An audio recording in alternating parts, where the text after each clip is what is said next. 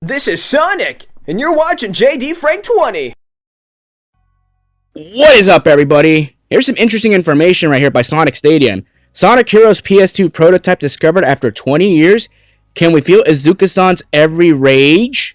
Here's a treat in the ring of the new year. A group video game preservations have unveiled a long-lost prototype of Sonic Heroes, offering a race insight into its development process of Sonic's first adventure on Sony's exclusive PS2 console. Details of the build are dated to September 28, 2003, were published on a retro archival site, Hidden Palace, earlier this week. The discovery is significant because until now, we have not gotten a lot of information about the PS2 version of the game. As it happens, Hidden Palace notes that the prototype in question highlights a lot of technical differences that exist compared to the Gamecube and Xbox versions of Sonic Heroes. As its pre-release code, it also includes a number of bugs and unfinished elements that differs from similarly dated prototypes on other consoles, suggesting that Sonic Team were experiencing some additional development difficulties working on Sony's platform at the time. This was after they've already finished with the Dreamcast already, so Sega already as a publisher, they've already wanted to start off with a good relationship with Sony, obviously, and Sony, of course, had the PlayStation 2, which was the most popular console at that time and of all time when you look at the lifetime sales. So of course, Sega was pressured. They were basically blackmailed. Either make this game exclusive for our console, add it to our console, or you're not going to work with us at all. And haven't you noticed that the Sony version of every Sonic game during that time always ran the weakest?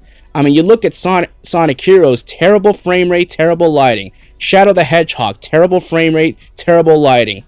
Sonic 06, long load times compared to the Xbox 360. The PS2 version of Sonic Heroes is the worst bunch, coming at an unoptimized 30 frames per second, having glitches, and so many other issues. So basically, the PlayStation 2 version of Sonic Heroes was going to be a turd no matter what. Let's be real here. All these glitches you see in the prototype, yeah, they're nothing compared to the final product. I mean, it's still a turd on the PlayStation 2 version, but hey, it is what it is.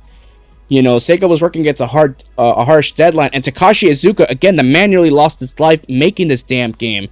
And now you're forcing him basically to come up with a PS2 version of this game, you know, for the sake of Sega having a working relationship with Sony to this day. So Takashi Iizuka, man, you look at the man, he had to do it. I understand, you know, was stressing him out, but he didn't have a choice. He got the job done, and at the end of the day, it was worth it at the end of the day for Sega to keep that open relationship with Sony. You know, and for Iizuka, man, he did have a health scare, he nearly died, but at the end of the day, he got the job done. It wasn't easy.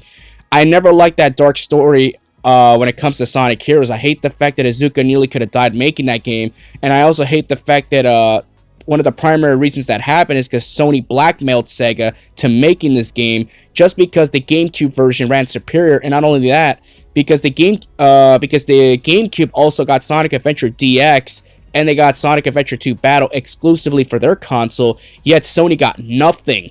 Oh, they did get the Mega Collection, but that wasn't good enough. They wanted the adventure games, and they never got that. They had to wait until the PS3 era to get access to those games digitally, actually. But still, man, when you look at this, again, when you look at the prototype and all that, you know, again, man, the game was just dead on arrival. But again, you know, Takashi Iizuka had no choice. He had to do what he could at that time, because he was basically doing everything on his own to get that game done and to keep that working relationship with Sony, because if not, Sony would have never did business with Sega, and Sega would have filed for bankruptcy sooner rather than later, because without having Sony at that time as one of your major partners, you're dead on arrival, especially in Japan, considering the fact that Sony and Nintendo are basically your home bases there.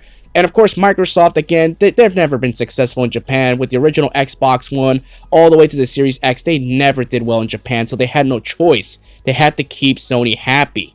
Well, thankfully, I own the GameCube version of the game, autographed by Takashi Iizuka himself, actually, my prized possession. So again, everyone, let me know what y'all think, and I gotta go. Peace out.